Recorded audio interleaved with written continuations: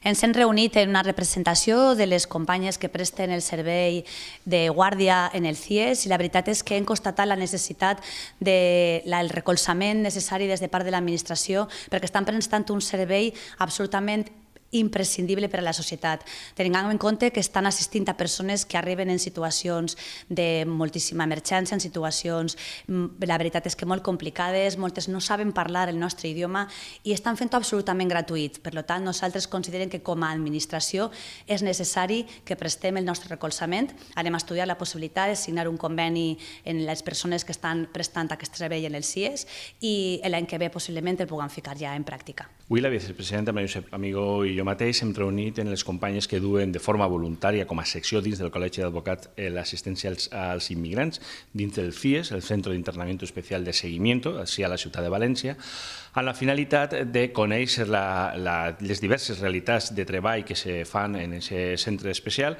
i veure la possibilitat que la Diputació, mitjançant la seva àrea d'assessorament i cooperació, arribi a un acord, en aquest cas amb el Col·legi d'Advocats, com té en altres serveis dins del propi Col·legi d'Advocats o altres col·legis professionals, per dotar econòmicament una partida econòmica de subvencions per a les treballadores, en aquest cas del Col·legi d'Advocats, que estan allà oferint aquest servei.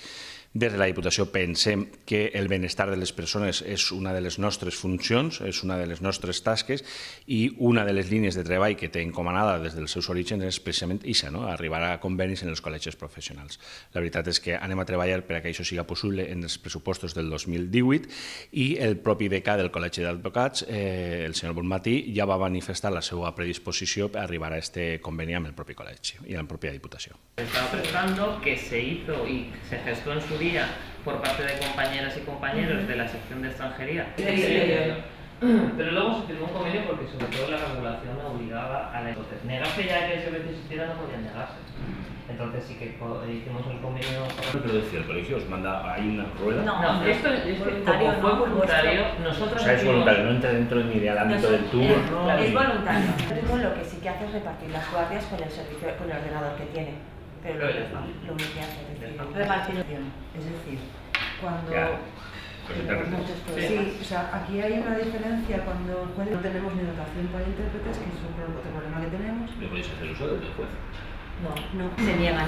A veces nos han permitido que otro interno que hay dentro, que pueda hablar los dos idiomas, salga y ayude. Lo que justificamos son criterios de seguridad. Pero bueno, es que esto va un poco... O sea, de seguridad. Entonces, nosotras intentamos con este tipo de servicios darle luz al espacio, ¿vale? Aparte de la garantía de los derechos, que eso se da por hecho, ¿verdad? Puertos son interceptadas en Almería y como estaban cerrados los CIES, te lo ponen aquí. Sí. De hecho, ahora está todo lleno de partidas.